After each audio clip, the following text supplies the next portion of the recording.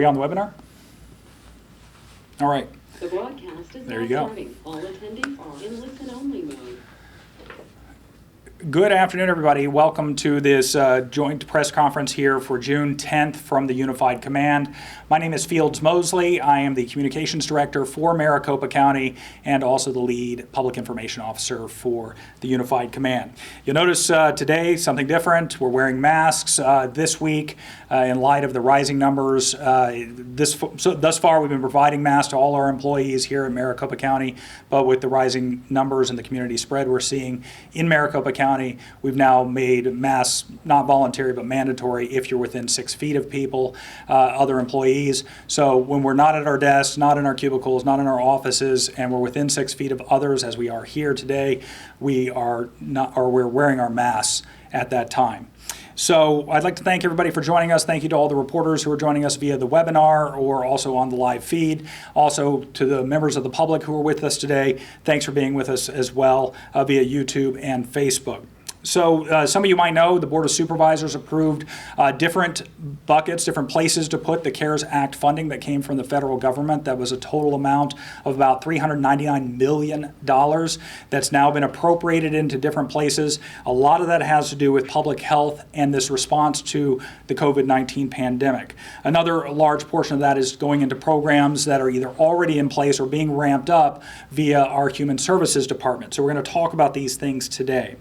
We are also we are watching along with you the rise in the number of cases in our community and within our cities and towns and the hospitalization rate and how that's being affected. So today, Maricopa County Public Health Executive Director Marcy Flanagan is going to update you on the contact tracing program, the contracts that are now being considered for companies to come in and help with testing as well, and the growing ability with contact tracing to track these larger numbers.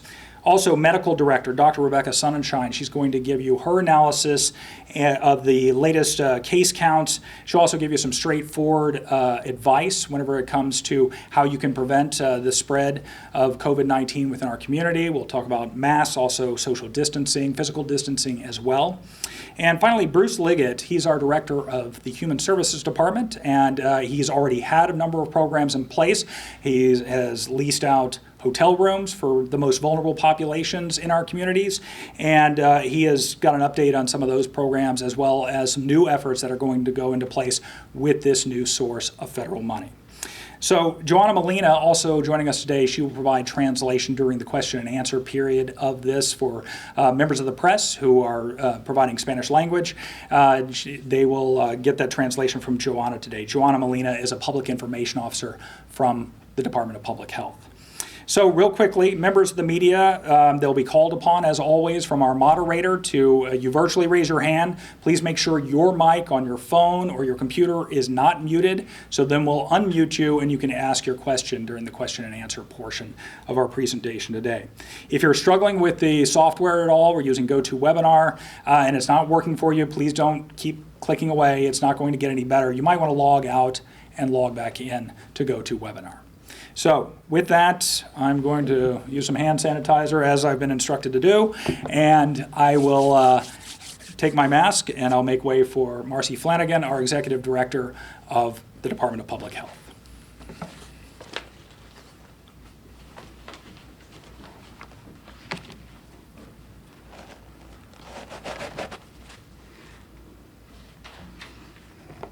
Good afternoon. I'm Marcy Flanagan.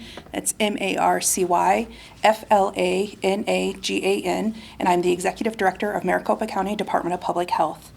I'd like to provide you with a few updates, and then I'm going to turn it over to Dr. Sunenshine, who is going to dig a little bit further into some numbers. So first, in terms of the RFP, for testing in congregate settings. The RFP closed on Monday, and we're in the process of reviewing all of the applications and hope to have contractors in place early next week. These contracts will be used to increase testing in our long-term care facilities, assisted living facilities, jails, homeless shelters, and other congregate settings, and they'll also provide infection control training when needed. We'll also continue to provide nursing homes, assisted living, group homes, home health, behavioral health, and jails with the necessary PPE. I joined the Human Services Director, Bruce Liggett, this week to present our plan for using the Federal CARES Act money to assist Maricopa County Public Health in its response to this pandemic. It will not come as a surprise that we are committing a large majority of funds to COVID testing services, contact tracing, PPE, and an aggressive flu campaign for this fall. These funds have had and will continue to have a direct effect on the health of Maricopa County residents. In terms of contact tracing, we continue to hire staff, and we are on our way to hiring approximately 90 additional staff members in our department. Half have already started, and in addition, we are partnering with ASU and U of A to help support us in our efforts. U of A has already begun, and ASU will begin in the coming weeks. Finally, with so many cases circulating in the community, I wanted to take a few minutes to remind you that we all have a role and responsibility in limiting the spread of COVID-19 in our community. Public health's role is educating the public, ensuring testing services are available, supplying PPE to healthcare and first responders, performing case investigations, and contact tracing. Each of our individual roles in this pandemic is to wash our hands, stay home if you are sick or if someone in your household has tested positive for COVID-19, maintain 6 feet of distance from others whenever possible, and when it's not possible, wear a face cloth mask in public. And these, again, are really important. I want to go over them one more time so everyone really thinks about how you have been implementing these on a daily basis. Washing your hands with soap and water. If that's not possible, using hand sanitizer. If you're sick, you're staying home. If someone in your house has tested positive for COVID, you're also staying home. You maintain 6 feet of distance whenever possible, and when that's not possible, you're wearing a cloth face mask out in public. If you do test positive, as soon as you hear the results, we encourage you to be proactive. Take a look at our website for isolation recommendations, such as how to keep people living in your household safe. Call your provider for any health issues that you may be concerned about. If you don't have a provider, please call our hotline at 844-542-8201. If you do go out, wear a mask at all times. If you require additional support, such as for food or diapers, you can contact 211 or your local church. There are many organizations standing by in our community that are ready to help. Even if you are living alone, you are not alone. Until we have a vaccine, we cannot go back to the way things were pre-COVID-19. We have to create new habits. I know this is not what people want to hear, but in order to keep our community safe and to protect our most vulnerable, we have to create a new normal. I ask each of you, talk with your friends and family about what your new normal looks like. I know I have. And with that, I'm going to turn it over to Dr. Sunenshine.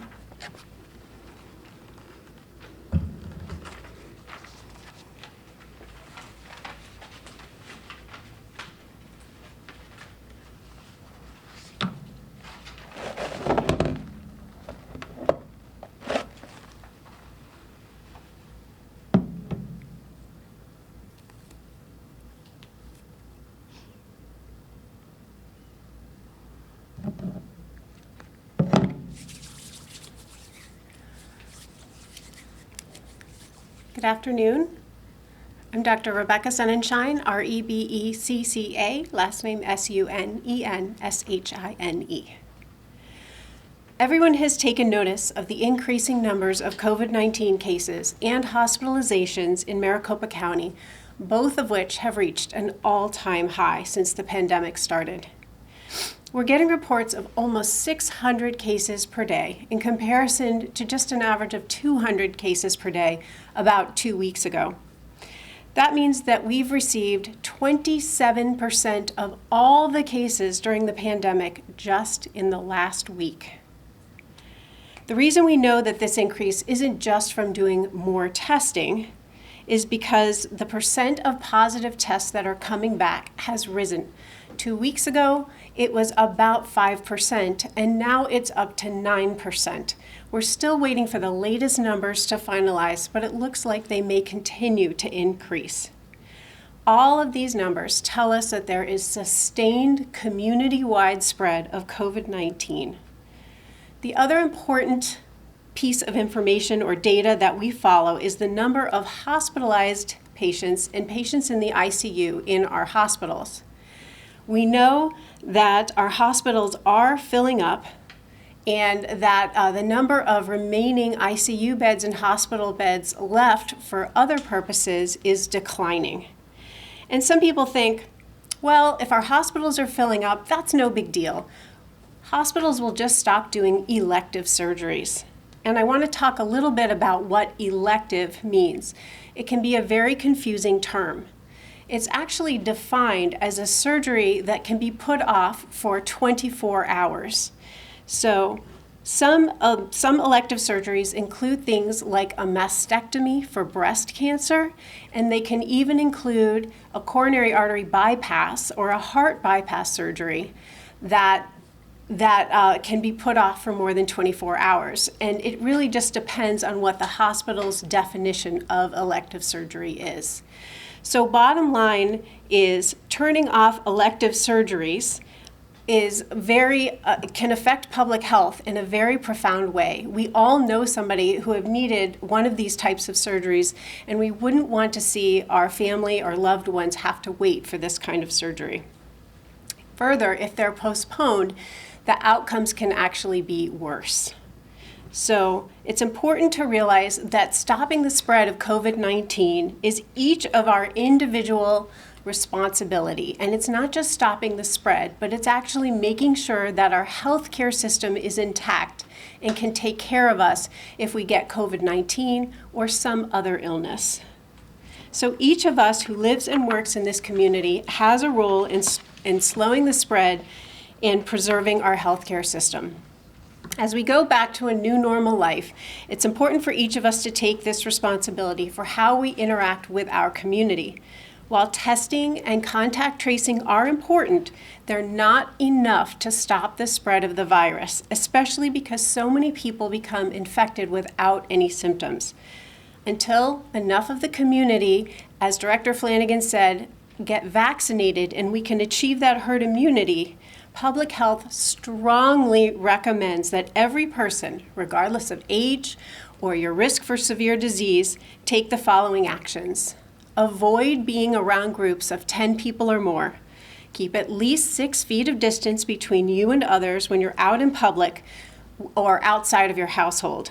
Wear a mask or cloth face covering whenever you can't maintain 6 feet. Stay home when you're sick so you don't expose others. Wash your hands frequently with soap and water or use hand sanitizer. Multiple studies have shown that people who actually do these preventive actions are less likely to contract COVID-19. Even if you are young and healthy, you can expose those around you to COVID-19 without knowing it. You just have to remember that there are people who are at higher risk all around you all the time. And again, we know that people can be contagious for up to 2 days before they develop symptoms, so it's hard for people to know when they're infected. So now I'm going to switch over to mask wearing. Anybody who has seen my interview a few months ago, I did not routinely wear masks in public. And I want everyone to know that I have changed my position on wearing cloth masks, mostly because the data just wasn't there to support them when the recommendation first came out. Now there is a mounting body of scientific evidence that shows that cloth face masks, a well-fitted cloth face mask, can actually prevent COVID-19 from spreading. There's even some evidence showing that the person wearing the cloth face mask can decrease their exposure by around 60%, particularly if the mask is made well and fits well. And we have lots of evidence to show that it protects the people around the person wearing the mask. And that is why Maricopa is now requiring all employees to wear a mask anytime they can't maintain 6 feet of distance.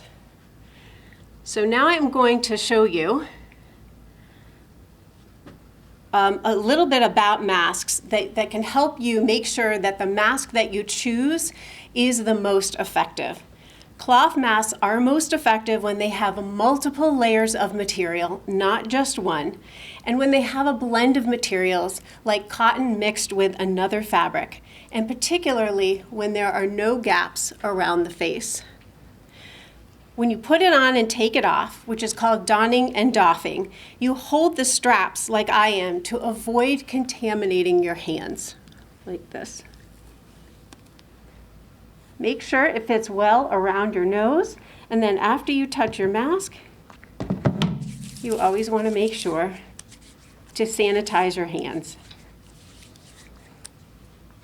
Once you've worn the mask, it's contaminated.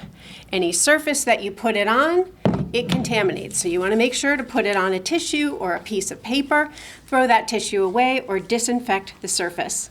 And again, every time you touch it, sanitize your hand. So you should try to avoid touching your face in your mask. And if you feel the need to move it around or adjust it, like I feel the need constantly, then if you do have to adjust it, just make sure you carry hand sanitizer with you so that you can disinfect right afterwards. If your mask gets a hole in it, gets wet, or gets visibly dirty, wear a different mask and wash the dirty one.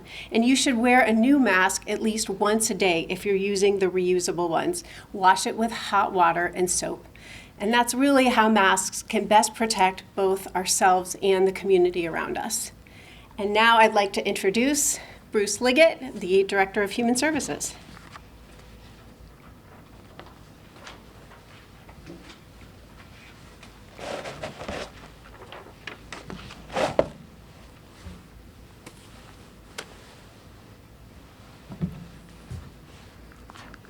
Good afternoon.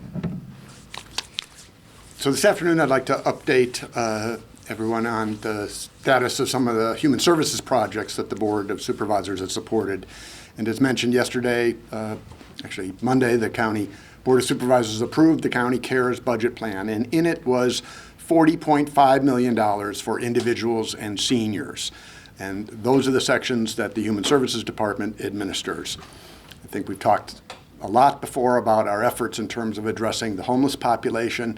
They're very vulnerable. They have nowhere to stay at home in place, and they often have compromising medical conditions. So we've established already 4 different alternate care facilities around the valley that have a capacity for 146 beds. Those facilities, 3 of them are targeted for people who are vulnerable, people who are older, people who have medical conditions.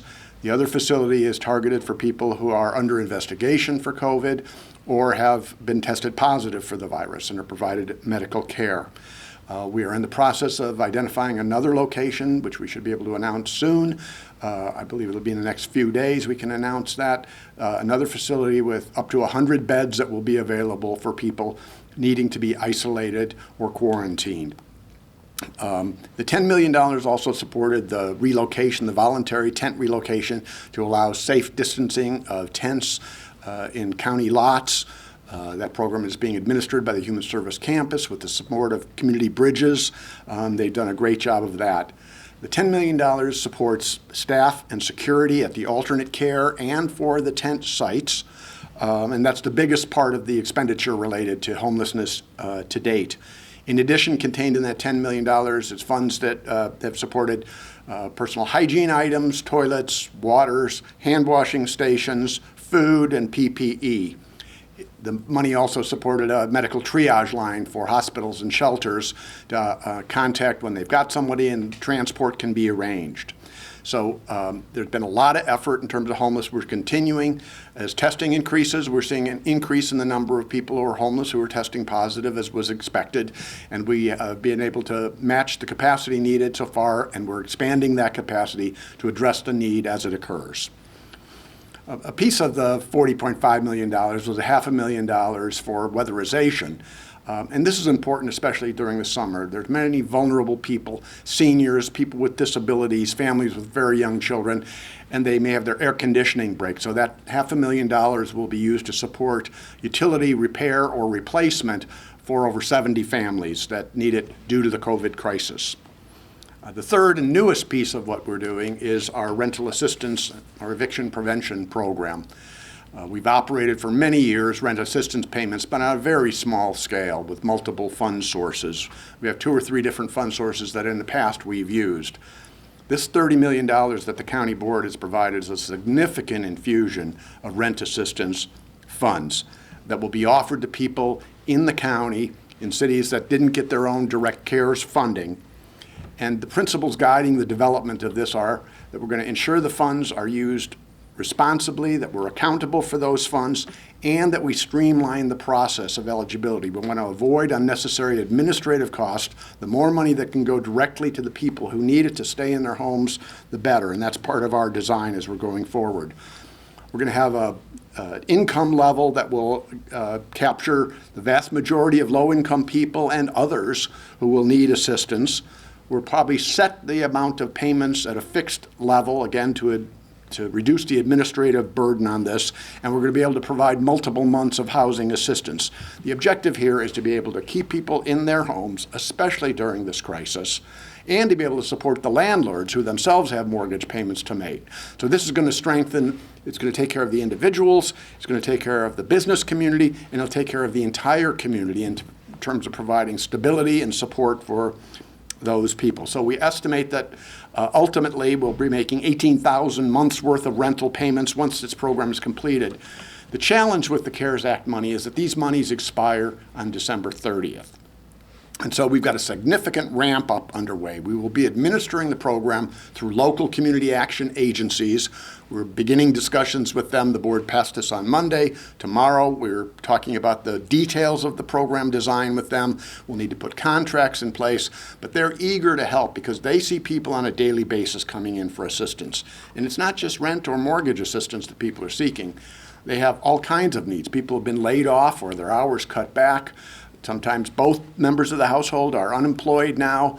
There's been a moratorium in place, but that's going to expire. It's our goal to have the program up and running weeks before that moratorium on evictions expires at the end of July, as does the reduction, unless Congress takes action, in terms of the enhanced unemployment assistance benefits.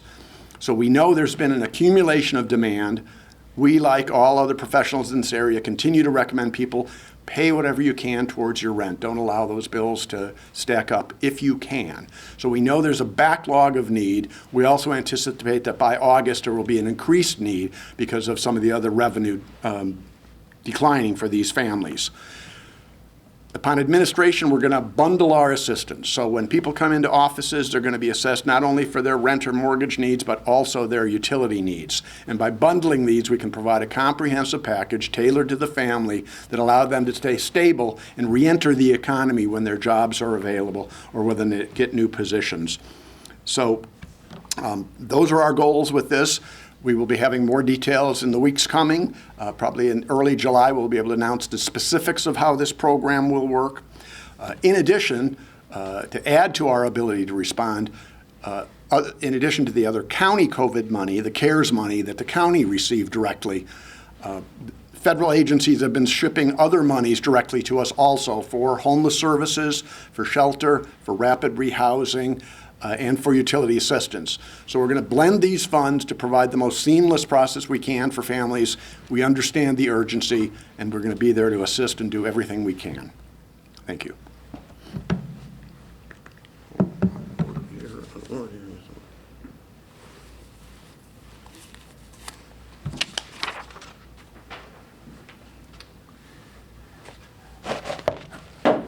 You knew that was going to happen, yeah. We're all getting used to the mask thing, and during this Q&A portion, I may just leave my mask on for this, depending on how we're doing this. So at this point, we open it up to questions and answers. And as I said, John is here to translate into Spanish, just in case somebody from the media working for a Spanish language station and anybody viewing out there who may be bilingual or speaking Spanish primarily, try to make sure you get all the answers you need to your questions as well. So at this point, Chad, are you with us today? I am. Hey, your calming voice. Thank you. We have Brian. Brian, your microphone's self-muted. If you wouldn't mind unmuting it, we can get you. Here you There go. we go. Sorry about that. Thanks, guys. I guess this is for Rebecca or Marcy. Just wanted to ask why the county is taking such strong steps with masks right now at a time the state isn't even mentioning it on their list of precautions. And I guess I'm trying to figure out the coordination between the two. Are you completely independent in your recommendations, or do you team up with the state to try to come up with a cohesive message? Thank you.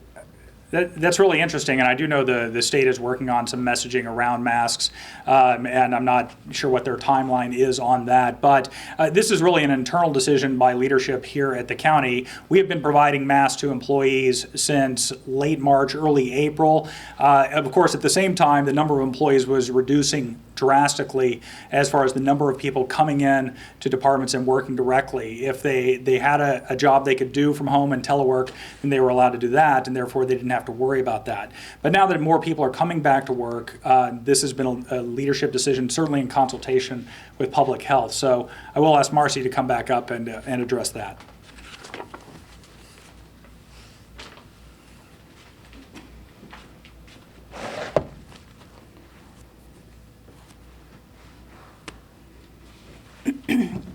So thank you for that question.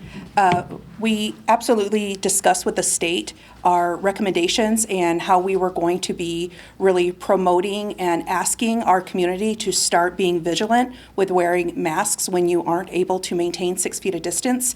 The state is actually working on a mask campaign that they hope to have released next week. And you'll also see local public health departments all over the state start promoting that same campaign. So this really does come as a result of seeing our increased positive cases rise and our hospital numbers rise. So when we see that happen, we know that's going to be partially due to social distancing and things starting to open up, but that's when it's really important that we're vigilant on the personal things that we can each do and the personal responsibility to help minimize the spread so we can continue to see our businesses open the way that they are.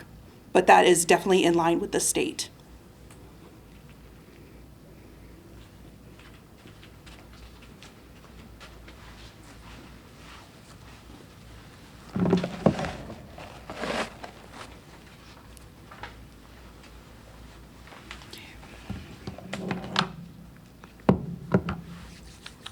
La pregunta es, ¿por qué el condado está tomando pasos fuertes ahora con el uso de las mascarillas en comparación al estado o anteriormente? Y si estamos trabajando de la mano. La respuesta es absolutamente. Estamos trabajando en conjunto con otros departamentos de salud, especialmente con el Departamento de Salud del Estado. Y esto es muy importante, usar las mascarillas, porque sabemos que no podemos mantener distanciamiento de 6 pies en muchas ocasiones y por eso es importante el uso de la mascarilla. También ustedes van a empezar a ver una campaña para el uso de mascarillas que viene del Departamento de Salud del Estado, empezando la semana que entra. También esto es el resultado de que estamos viendo números mucho más altos de COVID-19 en nuestra comunidad y por eso hay que usar todas las medidas de precaución. También es una responsabilidad personal y estamos en línea con el mensaje también del Departamento de Salud del Estado.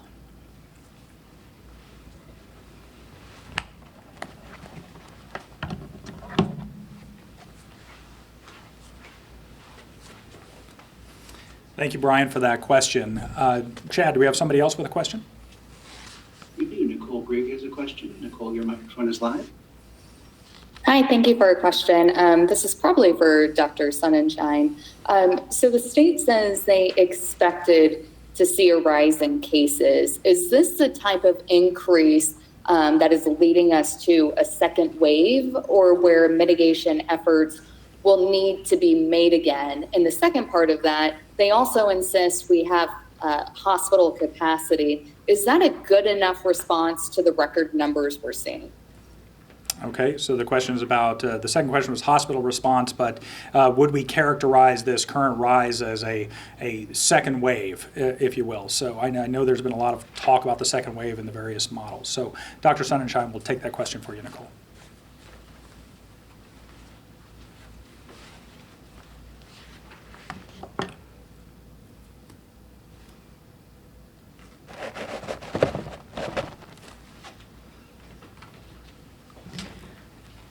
So the way that I look at a second wave is basically that the disease disseminates and kind of goes away and then comes back and affects those who are still vulnerable to the disease. So I don't view this increase in cases as a second wave, but rather just a continuation of the spread of disease. We were on an upward trajectory, and then the governor delivered an executive order for everyone to stay at home. So we basically took all the people who were susceptible to COVID-19, and we kept them at home and away from others, so that the disease simply lost a place to go and spread in the population. Now, it continued to spread amongst the people who were exposed, but it spread a lot less because people were at home and away from others. So then when that got relaxed, the disease that was still circulating in the community was able to just spread more rapidly. And remember, for this disease, for every person who's infected, it infects 2 to 3 more people. So if you do the math, one person's infected, that infects 2 to 3 more people, they infect 2 to 3 more people, and you see a very rapid escalation in cases, and that is what we're seeing. So it's really more of a continuation. Your second question, I'm going to let Joanna Molina translate before I go to the second question.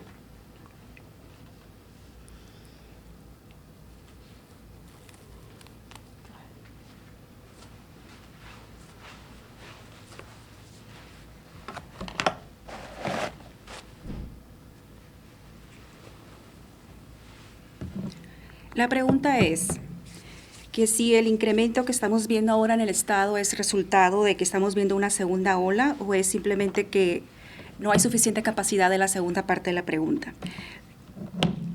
Entonces, si estamos viendo una segunda ola, la respuesta es que no necesariamente. La forma en que Salud Pública del Condado de Maricopa ve esto es que se ve la enfermedad regresa. Cuando una segunda ola se presenta, es que la enfermedad se ha ido y luego regresa con más fuerza.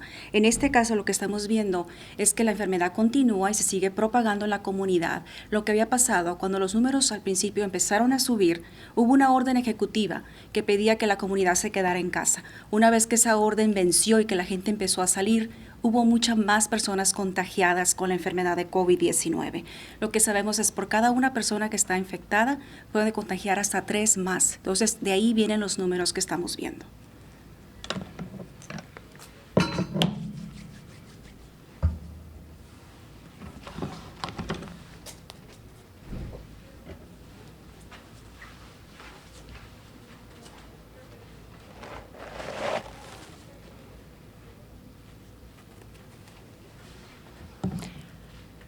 Somewhere between 13 and 20% of all the public health confirmed cases are hospitalized. And those hospitalized cases do end up in the hospital at some point during their stay. But what happens as we get further along in this pandemic is that the people who are most severely ill in the hospital end up in the intensive care unit. And what we've learned is they get so sick that they end up on a ventilator for many, many weeks. So when you're seeing an increase in cases and you have 13 to 20% of all of them being hospitalized, with, I believe it's about 4% of them ending up in the intensive care unit. And then you have all the other people who have been in the ICU for 3 and 4 weeks who need ongoing mechanical ventilation. That's when you start to run out of beds. And so what we're seeing is that people are staying for such a long time and more new cases are coming in that we are seeing a downward trajectory of the available beds. There are a few different ways that we can resolve this issue, and we're looking at all of them with our healthcare partners and with the state health department. And they include perhaps doing fewer elective surgeries. They also include alternate care sites where people who maybe don't require as much care either in the intensive care unit or in the hospital can go to another place or a step-down unit before they can go back home again. And we're looking at all of these solutions together to see how we can maintain hospital capacity so that we can maximize people getting the best care possible.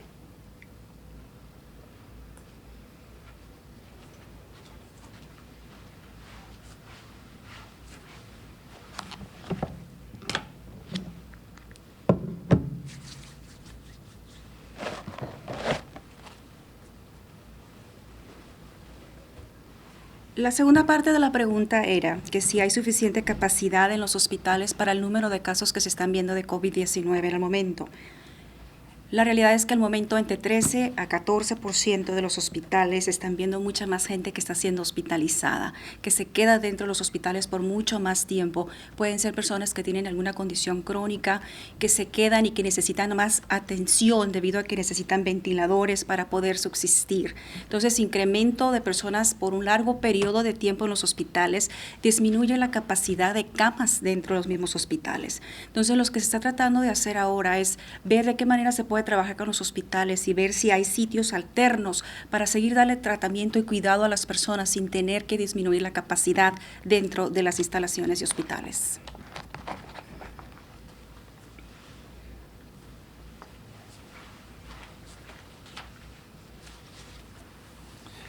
All right, thank you very much for those questions, Nicole, and some detailed responses for you there.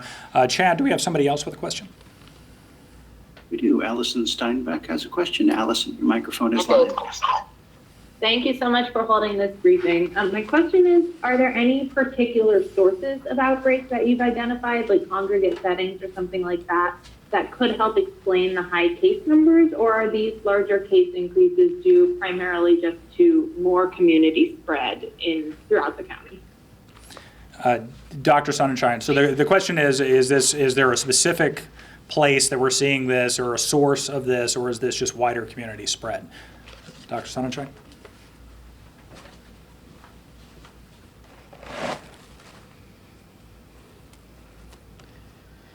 So the answer is yes. There are focal outbreaks, and there is also a lot of community spread going on. We are continuing to work closely with long-term care facilities, some of whom have ongoing outbreaks, although I'm happy to say that a lot of long-term care facilities have actually, once they implemented all of their isolation precautions and they got PPE and training, they have gone 28 days without a single case and are now no longer in that full sort of lockdown with everyone in isolation precautions. We've seen other outbreaks. There was one associated in a meat plant. We know that there are cases in the jails, and we know that there are cases among those experiencing homelessness. And we work with these communities to make sure that they are getting the most contact investigation, they're getting help with personal protective equipment, and that their housing is being supplied if that's necessary in order to keep them isolated. But that is not enough, those focal outbreaks, to explain the large increase in numbers. We know it's also people going back to work, people interacting, people engaging, sometimes in groups of more than 10. And that's why it's so important to keep those groups of people down. And then if you do interact within 6 feet, to wear that cloth face mask.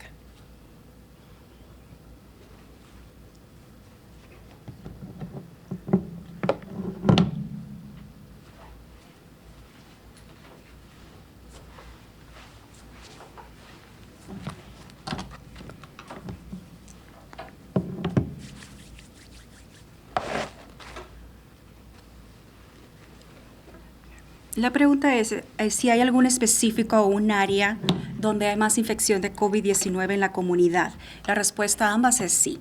Si hay sitios donde hay más personas que están siendo infectadas con COVID-19 y también está en toda la comunidad. Entonces, lo que estamos viendo es que ahora con la distribución también del equipo de protección personal, el saber que hay más personas que se les puede ayudar, sabemos que hay sitios donde la gente se congrega que pueden estar en más alto riesgo, incluyendo las cárceles, las personas sin hogar. También ahora que la gente ha regresado a trabajar, ya no puede mantener el distanciamiento quizás de 6 pies o más. Por eso la importancia de usar la mascarilla cuando no puede tener una distancia de 6 pies o más entre una persona y otra.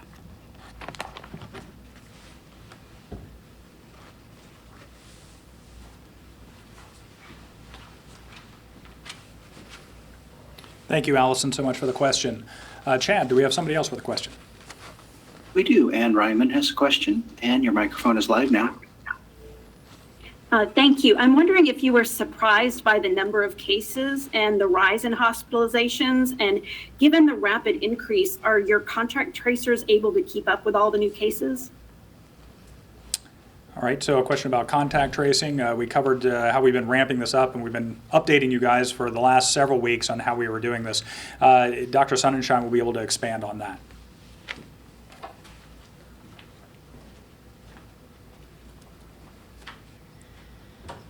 So honestly, we were not surprised by the increase in cases. We knew that when people started to interact more socially, that the more interaction that you have, the more cases that we're going to see, and then reliably with more cases, there's always a certain proportion that are going to end up in the hospital and a certain percentage of those that will end up in the intensive care unit.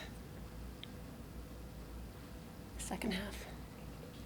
Oh, as far as Maricopa County being able to keep up, we have actually worked with a number of partners.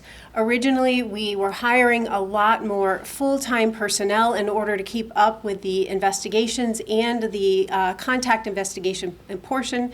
As you know, we partnered with Arizona 211. Additionally, since the number of cases to investigate has increased so dramatically, we've partnered with the University of Arizona and with Arizona State University, who has a number of students who are able to help us. So we are able to contact all of these individuals.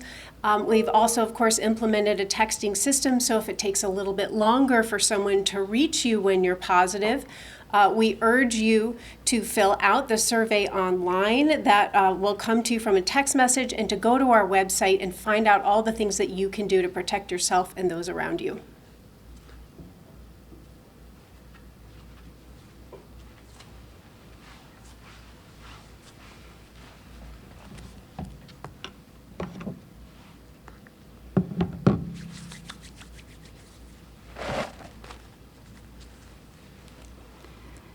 La pregunta es que si ahora que han surgido muchos más casos, se le puede dar seguimiento a cada uno de esos casos y si nos tomó por sorpresa o estábamos preparados.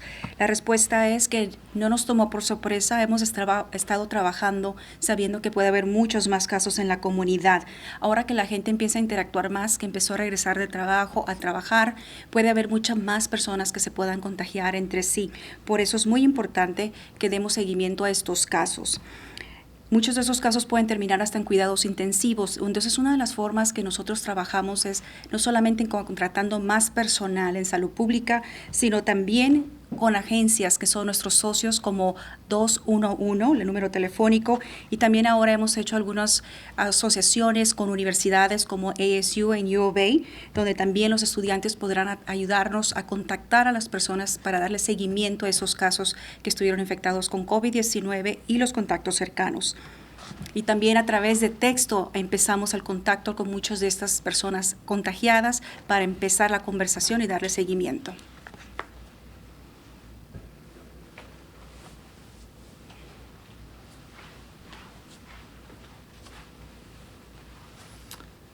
All right, thank you so much for the question. Chad, do we have somebody else with a question? Eric Fink has a question. Eric, your microphone is live. Hi, Eric here from Tucson. I just wanted to see if you guys could once again go over those latest numbers. I had something with 27% of all COVID cases reported in our state over the last couple of weeks. Also, what is the plan in the future if you all reach hospital capacity and someone comes in, gets very ill? What's the plan there to make sure they get the care they need to try to get the best possible outcome? So what is the plan for people to come into the hospital system, but the hospital system is, I guess you'd say, maxed out at that point? What is the plan to make sure they get the best care they need? I think Dr. Sunenshine talked about this quite a bit, and she was talking about, and I can't remember, was it 27% or 37%? 27%. Okay. Do you want to expand on that? Okay.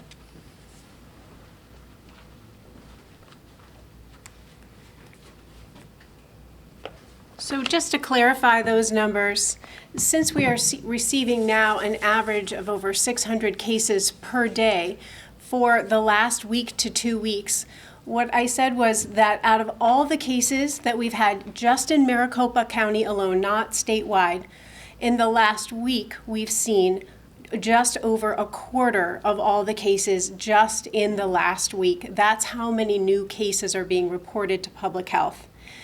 And regarding the plan, if somebody is in the hospital and requires a higher level of care, and there isn't a bed available in that hospital, Arizona Department of Health Services has set up a surge line, and all the hospitals, healthcare facilities, and long-term care facilities, as well as long-term acute care facilities, which are kind of in between, are all aware of this line and registered, and if they need to transfer a patient to another facility that has an open bed when they don't, they simply call that line and Arizona Department of Health will facilitate that transfer, and that has been working very effectively for the community.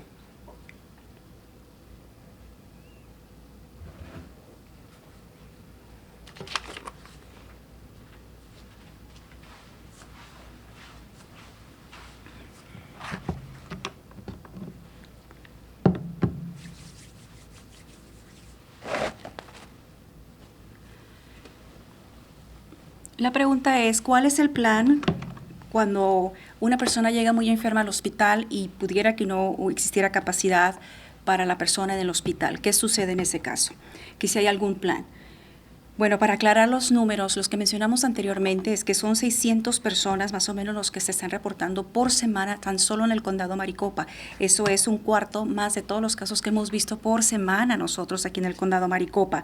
También con la cuestión de la capacidad, el Departamento de Salud del Estado trabaja con diferentes instituciones, incluyendo los hospitales, también centros médicos, para transferir a las personas que estén enfermas en caso de que no hubiera capacidad en un hospital, pudiera existir en otro hospital. Y ha estado funcionando bastante bien. Esa es una línea telefónica solamente dedicada para el personal médico, para ayudar a colocar a los pacientes en donde haya disponibilidad en los hospitales.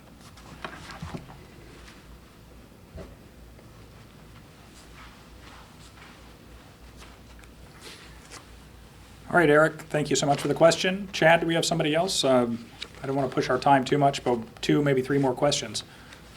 Okay, Allison has a follow-up question she'd like to ask. Allison, your microphone is live. Hi, thank you so much. I'm wondering how concerned you guys are about these case increases. Is there more serious action that we should be taking at either the state or county level, given the trends we're seeing, beyond just kind of individual action? So whether it needs to be systemic change in any sort of way, Marcy Flanagan can address that.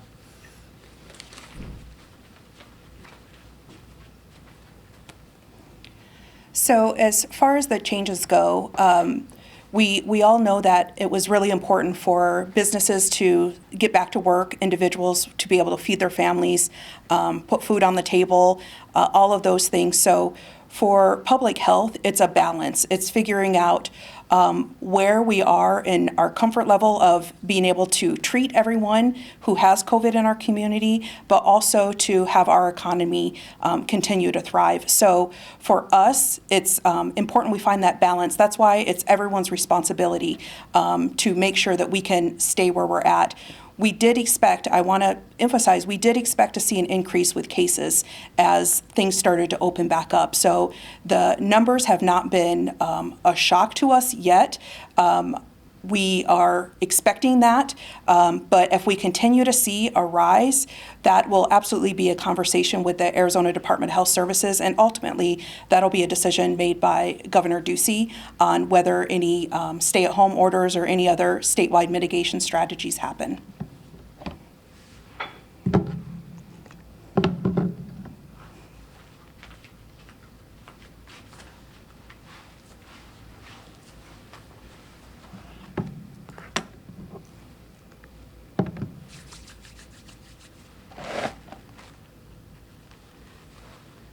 La pregunta es que si debe ser más estricto en cuestión de los cambios que se están viendo en el condado o el estado, o que si solamente la responsabilidad personal es suficiente. Bueno, es muy importante que la gente regrese a trabajar, que regrese a sus actividades para poder poner comida en su mesa. Y es un balance en salud pública saber cuándo la gente puede regresar a hacer sus labores y también cómo cuidar al que está enfermo. Entonces, para darle seguimiento a todos esos casos, estamos monitoreando y sobre todo trabajando con otras instituciones. Y la responsabilidad viene siendo de todos. Si cada quien hace su parte, disminuye la posibilidad, el riesgo de contraer COVID-19. En cuestión que si los casos nos sorprenden, no necesariamente nos han sorprendido al momento, pero si llegaran a seguir creciendo estos números. Entonces tendría que haber una conversación mucho más grande con el Departamento de Salud del Estado, ya sea que el gobernador decida crear otra orden para quedarse en casa o hacer otro tipo de cambios.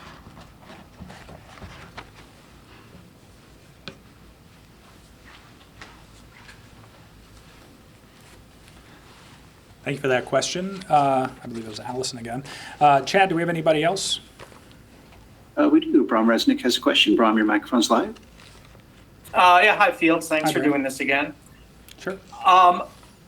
Marcy and Rebecca both said they weren't surprised by the cases. I can tell you a lot of folks out there are surprised by this surge, an exponential surge, and they're asking, why now, 4 weeks after the stay-at-home order ended, is everybody suddenly getting religion and saying we need to wear masks? And follow-up to that, should the county board say, if masks are so important, should the county board declare that masks should be worn countywide? Well, I don't know that the county board certainly doesn't have the power to require people to wear masks countywide. There are a number of board members that are publicly wearing masks. Certainly, if you're within 6 feet of people, it has gone from a recommendation to a requirement for employees here at Maricopa County. So we certainly want to lead by example whenever it comes to that. Yes, everyone here is saying it wasn't a surprise because everyone knew when there was more public interaction, as both Marcy and Rebecca have said today, that there would be more cases. But I believe Marcy will expand on that a little bit more. So when I say that we weren't surprised, as Fields mentioned, we know in public health that when the social distancing measures start to relax, when individuals are not under stay-at-home orders, there is going to be more community spread. That was expected. For the public, I understand this is not easy to see. It can be scary. It can be worrisome that are we doing enough? Is public health doing enough? Is the state doing enough? I can assure you that conversations happen almost daily between the state and the county.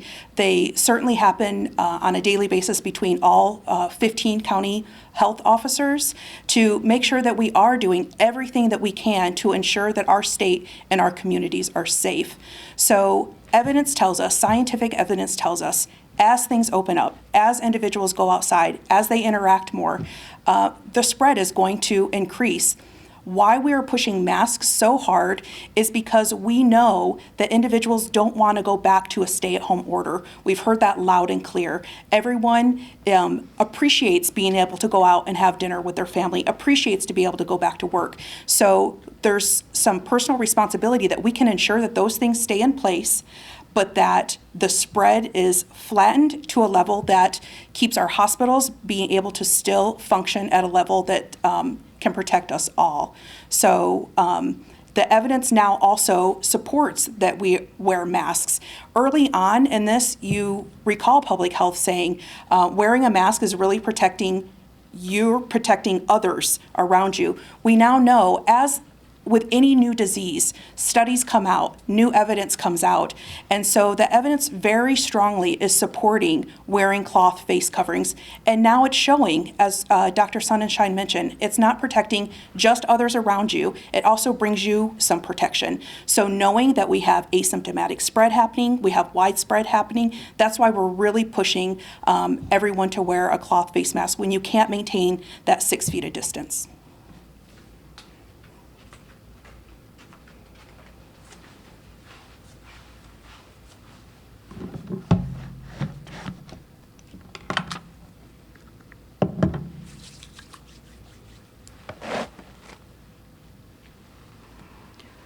La pregunta es, ¿por qué ahora, después de 4 semanas, es importante usar las mascarillas?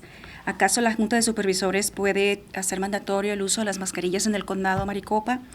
Bueno, no sabemos si en este caso la Junta de Supervisores no tiene el poder para hacerlo, que la gente pueda usarlo mandatoriamente en el condado. Sin embargo, lo que médicamente se nos dice es que cuando decimos que no estamos sorprendidos por los números, es que sabemos que una vez que la gente empieza a interactuar entre sí, empieza a regresar a sus trabajos, va a haber más contagio de COVID-19.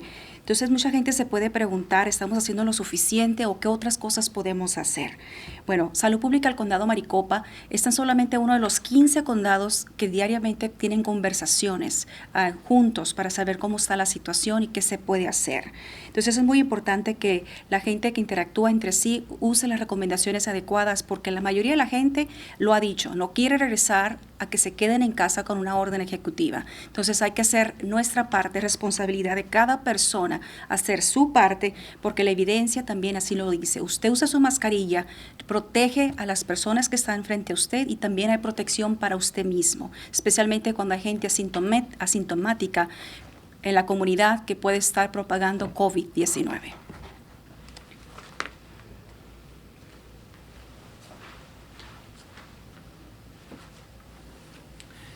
Well, we are just about out of time on the webinar, and I certainly don't want everyone to get cut off all of a sudden. So I appreciate your time today. Reporters that are still on there, if you do have follow-up questions, you know how to reach us here at the Joint Information Center.